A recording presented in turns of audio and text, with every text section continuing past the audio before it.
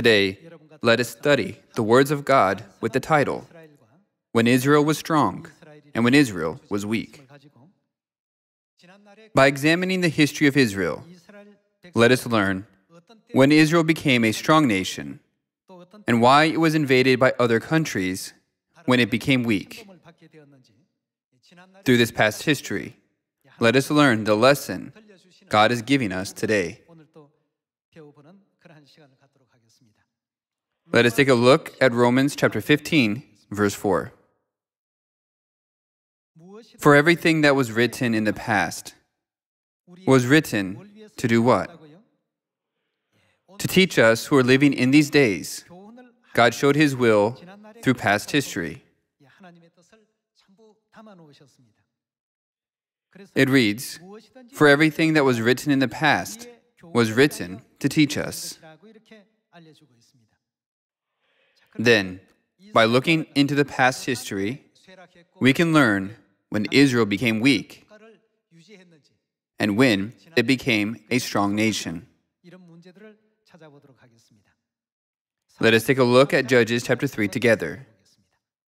Chapter 3, verse 7 reads, the Israelites did evil in the eyes of the Lord. They forgot the Lord their God and served the Baals and the Asherahs. Let us continue to see the result that was brought about due to this situation.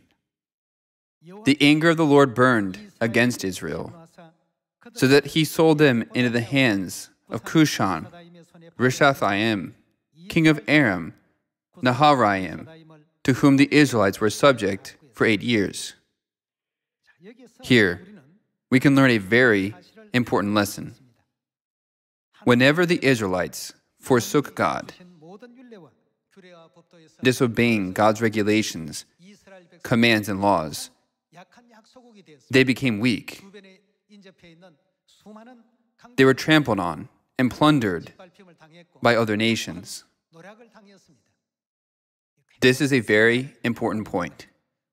In our life of faith too,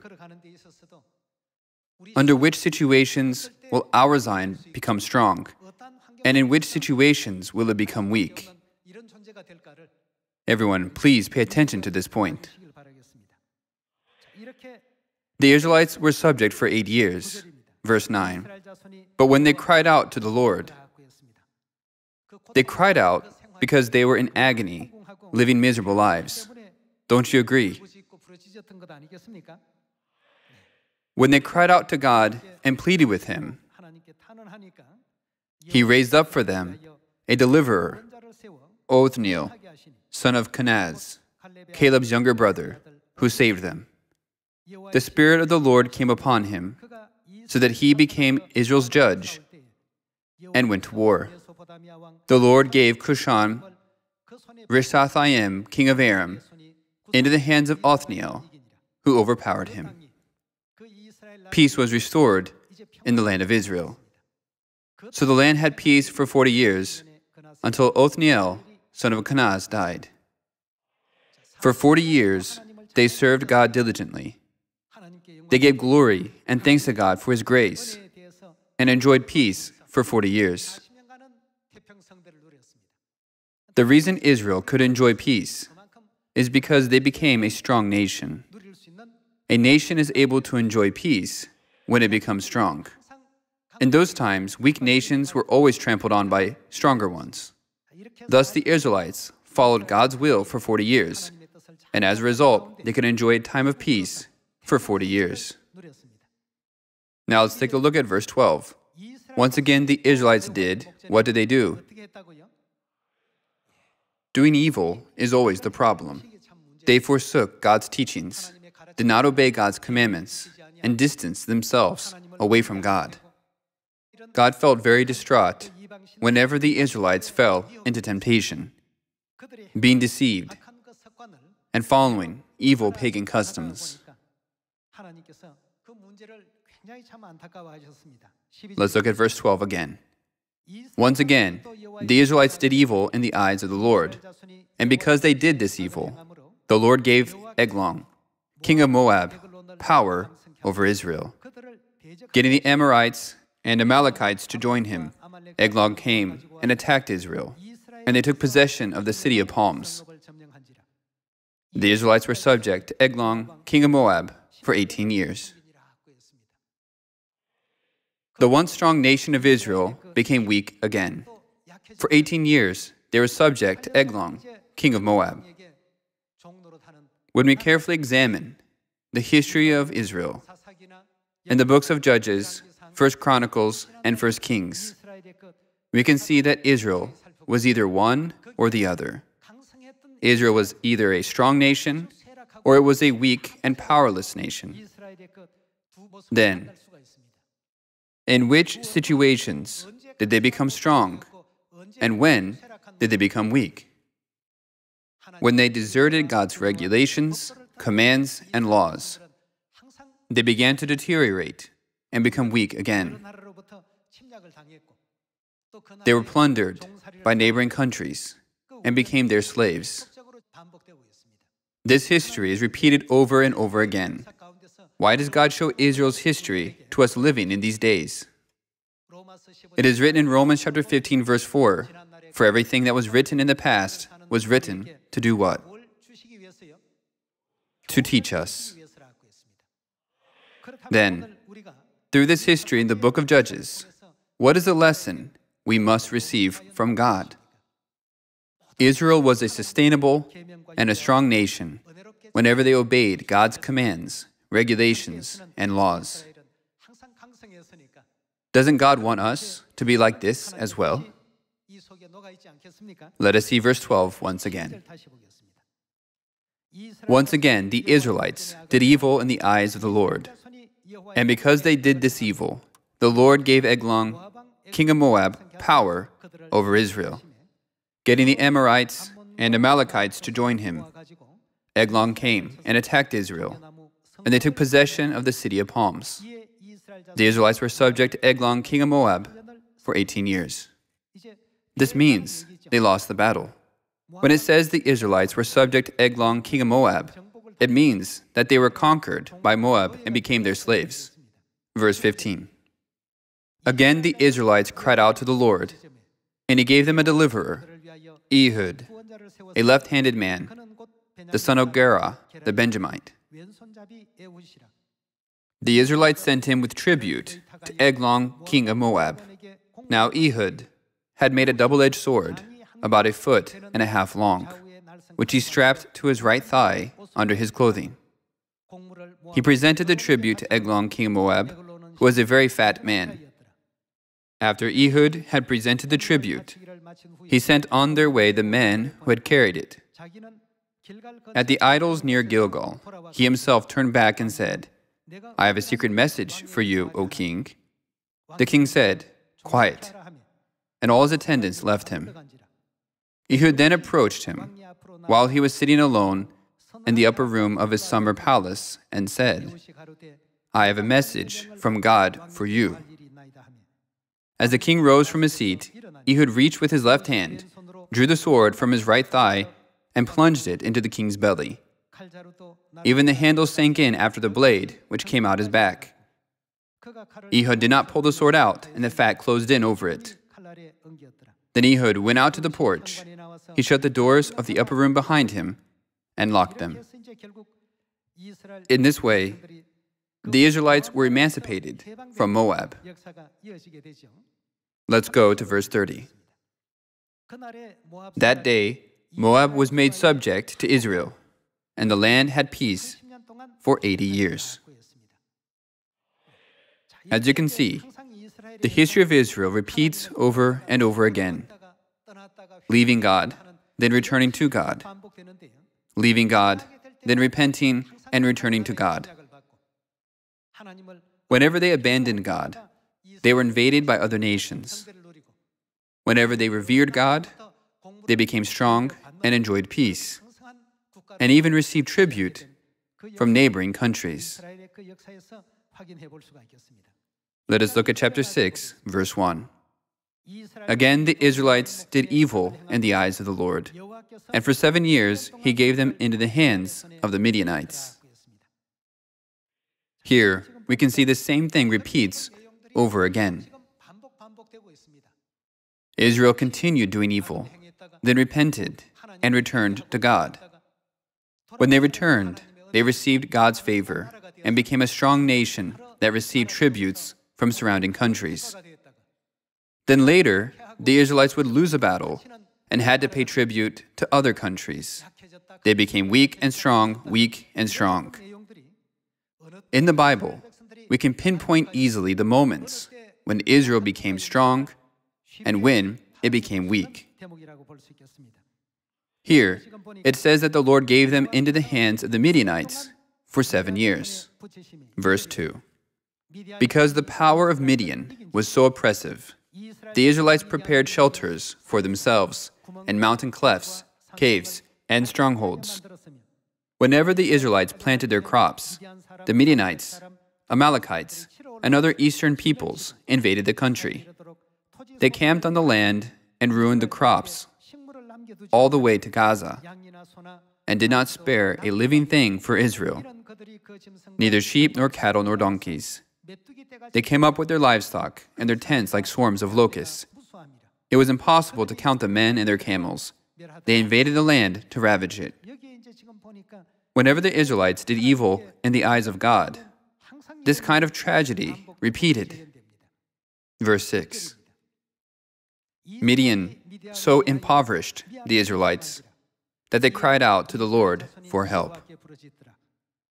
When they cried out for God's help, God sent Gideon to them, as you can see in verse 25.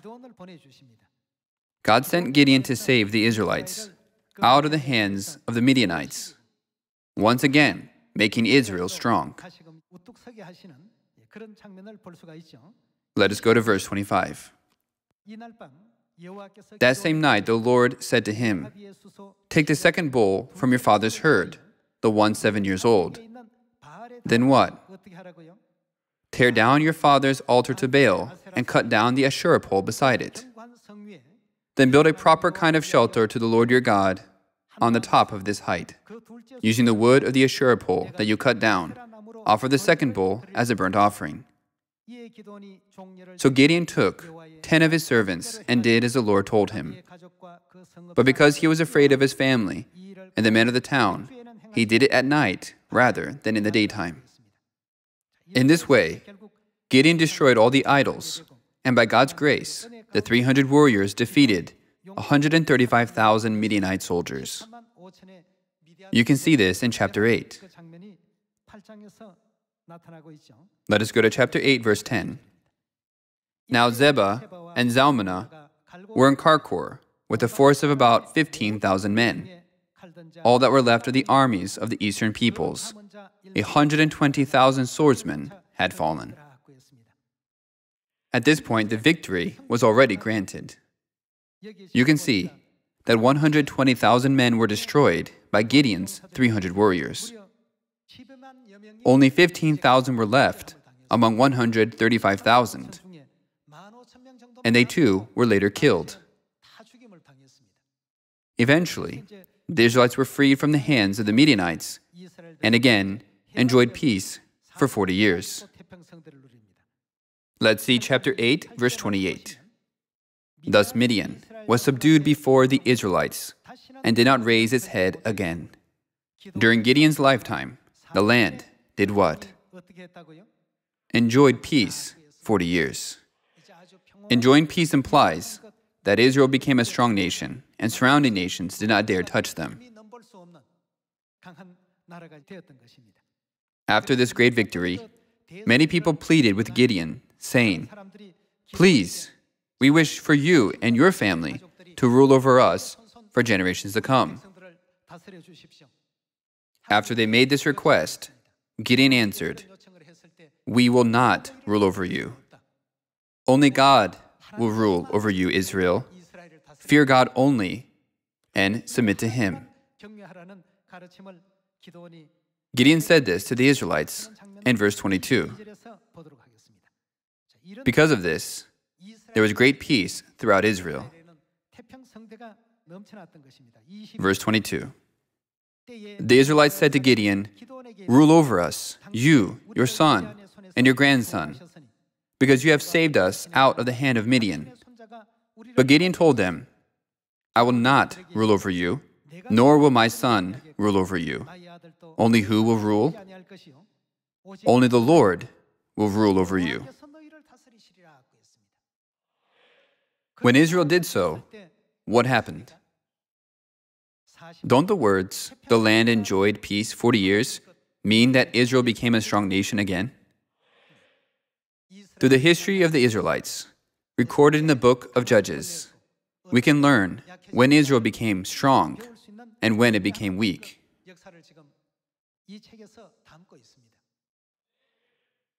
Whenever Israel followed God's commands, teachings, and guidance, they would become a powerful nation that other countries dared not to oppose. However, whenever they did evil or do things that were forbidden by God's laws and commands, immediately their strength began to deteriorate.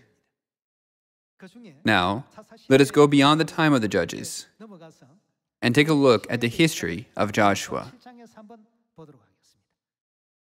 Regardless of time or age, whenever the Israelites sinned against God and did evil, they could not help but become a weak nation. Let us confirm this in Joshua chapter 7. Chapter 7, verse 1. But the Israelites acted unfaithfully in regard to the devoted things. Achan, son of Carmi, the son of Zimri, the son of Zerah, of the tribe of Judah, took some of them. So the Lord's anger burned against Israel. What was Israel's condition prior to Achan sinning? Their army was powerful enough to conquer even a strong city like Jericho. However, after Achan committed sin, how did the army of Israel change? Let us see in detail verse 2. Now Joshua sent men from Jericho to Ai, which is near Beth-aven, to the east of Bethel, and told them, "Go up and spy out the region." So the men went up and spied out Ai. This is the city of Ai. After spying on that city of Ai, when they returned to Joshua, they said, "Not all the people will have to go up against Ai. Send 2,000 or 3,000 men to take it. And do not weary all the people, for only a few men are there."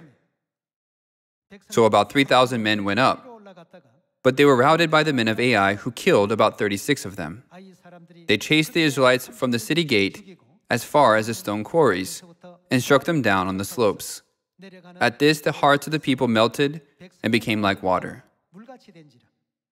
Then Joshua tore his clothes and fell face down to the ground before the ark of the Lord, remaining there till evening. The elders of Israel did the same, and sprinkled dust on their heads.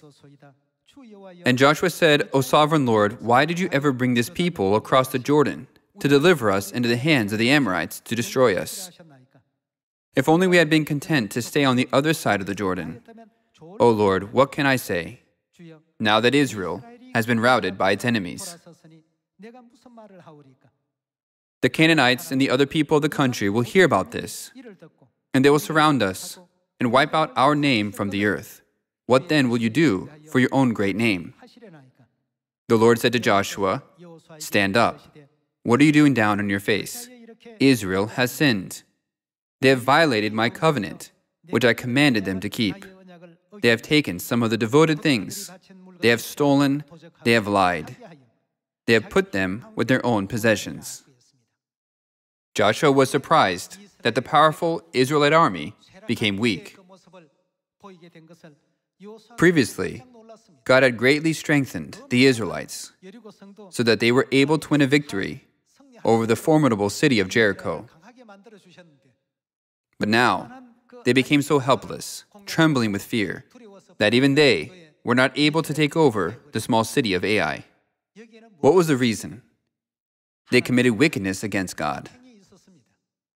Regardless of whether wickedness was hidden or in plain sight, If there was wickedness, Israel could not help but become a weak and powerless nation. On the other hand, although their enemies seemed so formidable that they themselves looked like grasshoppers in their eyes, what would happen to them when they obeyed all the laws, regulations, and commandments given by God? Did not God transform them into a strong army to destroy all their enemies? Therefore, through the history of when Israel became weak or strong, we can learn something. Today, let us ask, what kind of actions should we take so that this gospel can be preached in Samaria and even to the ends of the earth? Everyone, isn't the answer obvious even without any further explanation? In every aspect of the gospel work, we must always be on God's side and together with God. For the gospel work to be accomplished, shouldn't we faithfully keep all the regulations, commands, and laws of God? Let us learn the same lesson through a teaching in Acts chapter 5. Acts chapter 5, verse 38. Therefore, in the present case, I advise you, leave these men alone. Let them go. For if their purpose or activity is of human origin, what will happen? Because it is weak, it will fail. But if it is from God, you will not be able to do what? No matter how many people come, with whatever authority they come with, they can never stop these men.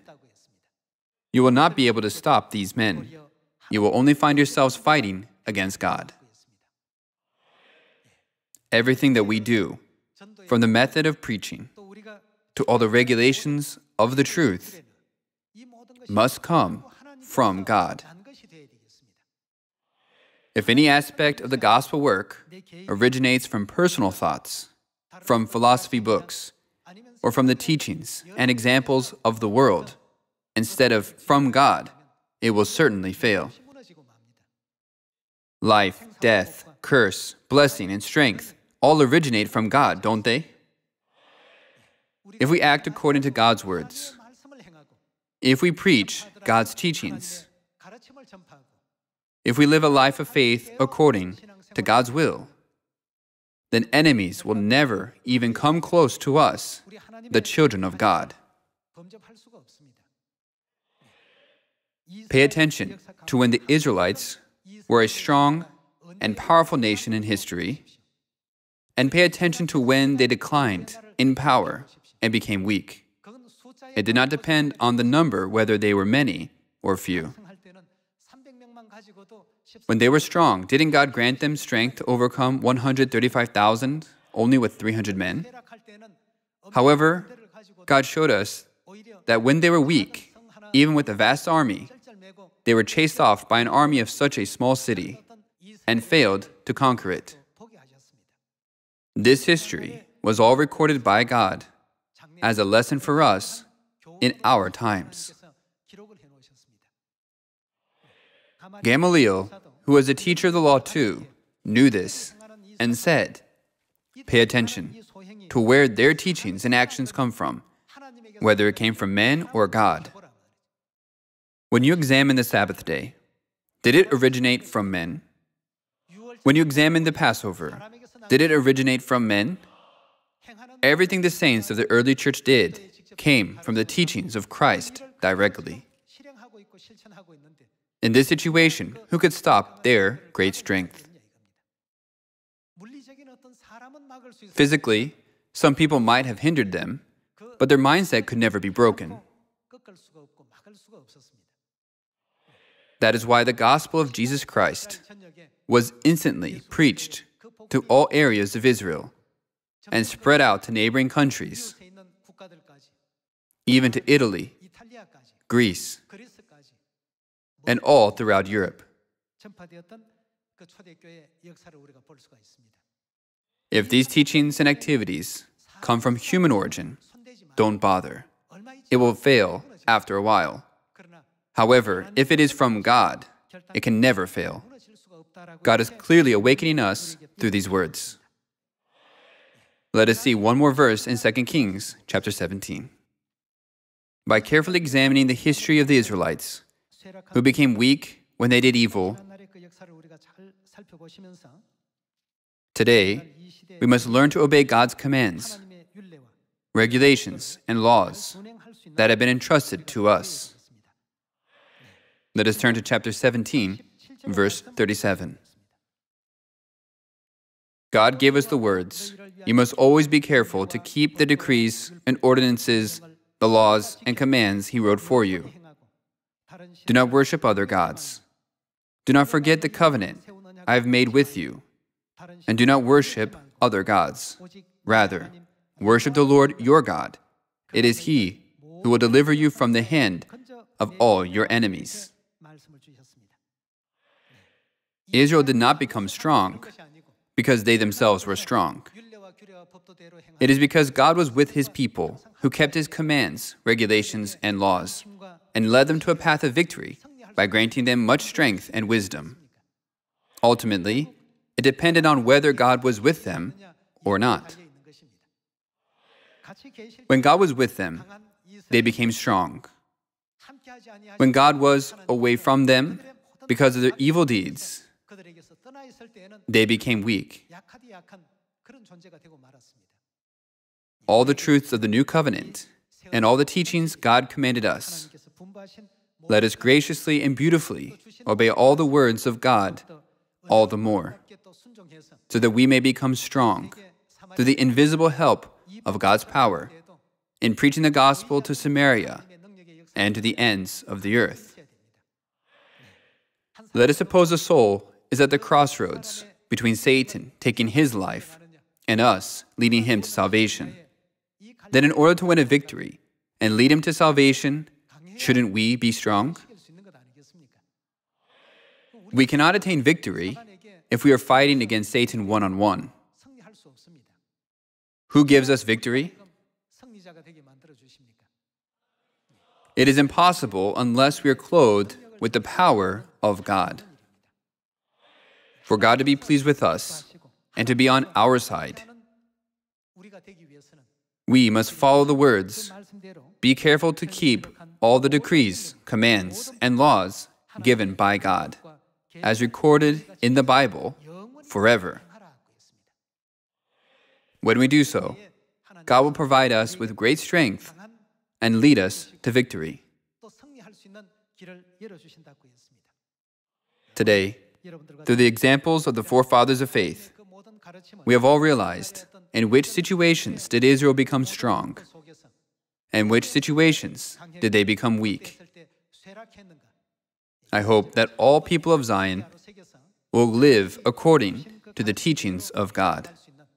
By this, I'd like to conclude today's sermon. Thank you very much.